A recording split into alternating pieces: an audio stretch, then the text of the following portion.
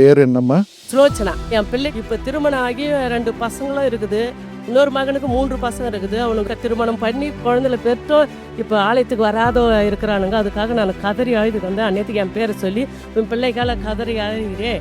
இன்று கூட நீங்கள் ஒருவேளை அப்படி அழுது கொண்டிருக்கு, என் பிள்ளை இப்படி இருக்கிறானே, வாழ்க்கை அழிஞ்சிட்டு இருக்க என் கண்ணு முன்னால, நான் என்ன செய்ய, நான் என்ன செய்ய?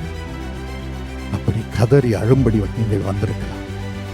அப்படி கதறி அழும் சுலோச்சனா என்று ஒருவர் இருப்பதை பரிசுத்த ஆவியானவர் எனக்கு காட்டுகிறார். கர்த்தர் உங்கள் ஜெபத்தை கேட்கிறார். நிச்சயமாகவே உங்கள் துக்க நாட்கள் முடிந்து போகும். உங்கள் பிள்ளைகள் சமாதானத்தினால் நிரம்பி இருப்பார்கள். இனிமே உன் பிள்ளைங்க செய்ப்பானுங்க சொல்லிட்டு ஸ்தோத்திரம். Thank you Jesus. இது வரைக்கும் என்ன சந்திச்சிருப்பீங்களா? உங்க பிரச்சனையை என்கிட்ட சொல்லியிருக்கீங்களா? இல்லையா, இல்லை, டிவியில் பார்ப்போம், அவ்வளோதான் சொல்லலாம். இல்லை, ஆமாம். ஆனால் நேரில் சந்திக்கல, இங்கே வந்தப்போ சொல்லலை. ஆனால் உங்கள் பேரை யார் அழைத்தது?